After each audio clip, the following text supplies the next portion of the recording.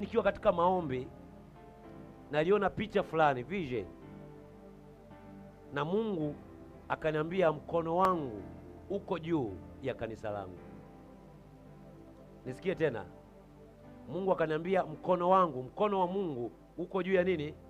Ya kanisa lake, juu ya watakatifu, wale wanaomwamini Yesu Kristo kwamba ni Bwana Mwokozi wa maisha yake, waliohesabiwa kuwa wenye haki, wasiokuwa na mashtaka wala hatia.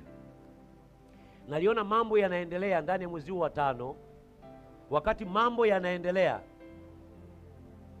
yenye uharibifu, naliona mikono ya maadui, mikono ya uovu imewaelekezea watakatifu wa Bwana, lakini mkono wa Mungu ukawa juu ya wale watakatifu, kuharibu, kutawanyisha na kuzuia ile mikono ya uovu iliyowaelekea watakatifu isiwadhuru. Bwana Yesu asifiwe sana. Na tukaja hapa tarehe 1 Jumatano tukatangaza kwa habari ya mkono wa Mungu kwenye kila eneo la maisha yetu. Kwa hiyo leo Jumapili tarehe 3 mwezi wa 5 2026 tutaangalia kwa habari ya mkono wa Mungu. Hii ni lugha ya Biblia.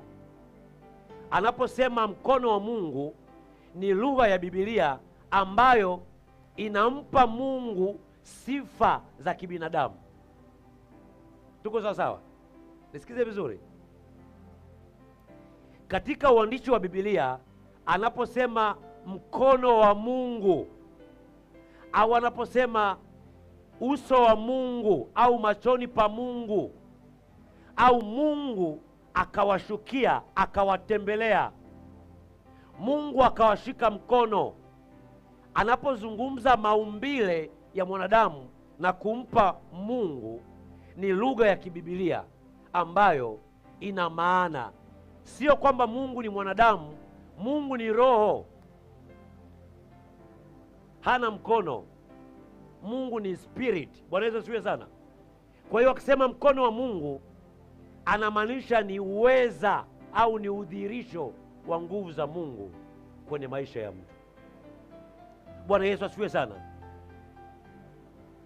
Tunaona kwenye Kutoka sura ya 13 mstari wa 14 namna gani mkono wa Mungu ulivyowavusha na kuwaokoa wana wa Israeli kutoka Misri katika nchi ya utumwa na kuwapeleka nchi ya Kanaani.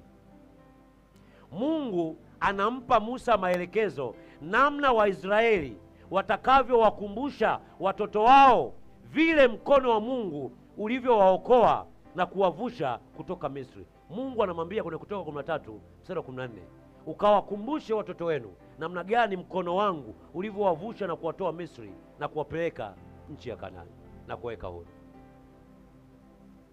Kutoka sura ya 14 mstari wa 31, Waisraeli walipoona ile kazi Mungu aliyoifanya juu yao ya kuwaokoa kwenye mikono ya Wamisri kwa Farao,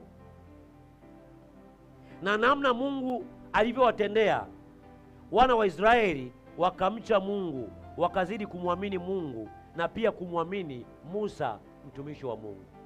Kuna wakati watu mpaka waone matendo makuu ya Mungu yanadhirika juu ya mtumishi fulani, ndio wataendelea kumwamini Mungu na kuendelea kumtumikia Mungu.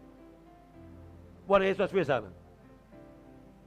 Yoshua sura ya 4 mstari wa 23 na wa 24. Yoshua mwana wa Nuni anazungumza na wana wa Israeli na ule umati mkubwa pamoja na watoto wao kuwa mawe walioyachukua kutoka katika mto Yordani yakawe ni ukumbusho kwenye vizazi vyao, namna gani au jinsi Mungu alivyowagawanya maji katika mto huo wa Yordani, wakapita sawasawa na alivyogawanya maji kwa babu zao wakati wa Musa kwenye bahari ya Shamu. Lengo kubwa ni ili mataifa yote yajue nguvu ya Bwana Mungu wa Israeli na watu waendelee kumcha Mungu na kumtumikia Mungu. Mungu mkono wake akiudhirisha ni ili watu wamwamini kwamba yeye yupo, ni ili yeye ajitukuze. Ndio namna Mungu anaachilia mkono wake uweze kuchukua nafasi kwenye maisha yetu. Bwana Yesu asifiwe sana.